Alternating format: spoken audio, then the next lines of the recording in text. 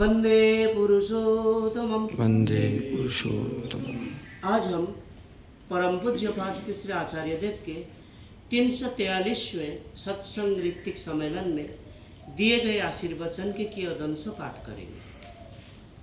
हमारे publishing house में पुराने दिनों के एक कार्यकर्ता थे गौरांग पाल भाई। यह बहुत वर्षों पहले की बात है। वे दीक्षा कार्य के लिए असम गए थे और वहाँ उनकी भेंट एक व्यक्ति से हुई और वो कहने लगा, मैं दीक्षा तो लूँगा लेकिन एक शर्त पर। दीक्षा लेने के बाद आप जो कुछ करने को कहेंगे वो सब करूँगा, पर मैं मछली और मांस ये छोड़ नहीं सकता। बहुत समझाने पर भी जब वो अपनी शर्त पर अड़िग रहा तब विवश होकर गौरांग भाई ने उससे कहा, अच्छा तुम्हें मछली मांस छोड़ने की आवश्यकता नहीं, लेकिन तुम्हें मेरी भी एक शर्त माननी होगी। तुम प्रतिदिन 45 मिनट नाम ध्यान करोगे।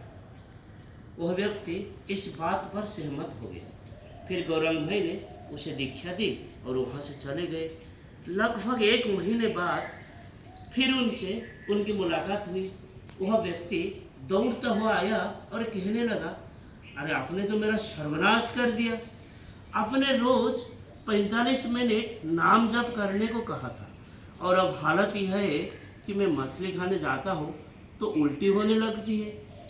मैंने उसी दिन नाट मंडप में कहा था, संसार में रत्नाकर जैसा निकृष्ट तो कोई भी नहीं था, फिर भी रत्नाकर वाल्मीकि बन गया। लेकिन जो लोग रत्नाकर से कम बेहतर मनुष्य है, उनमें से किसी को भी वाल्मीकि बनते हुए नहीं देखा गया। और इसका कारण यह है कि रत्नाकर की जो लगन वो एक मुखी थी, जबकि सामान्य मनुष्य जो मध्यम मार्ग पर चलते हैं, उनकी लगन उनकी अनेक घाटों के बीच घूमती रहती।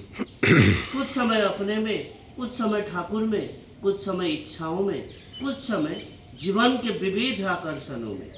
इसी प्रकार जब लगन अनेक दिशाओं में बंटी रहती है तब मनुष्य एकनिष्ठ नहीं बन पाता और इसी कारण वह वास्तविक अर्थ में सत भी नहीं हो पाता।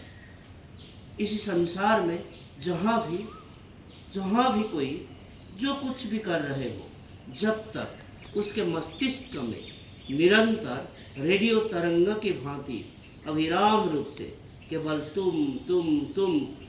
तुम की ध्वनि जागृत नहीं रहती, तब तक ये अशांति बनी रहती है।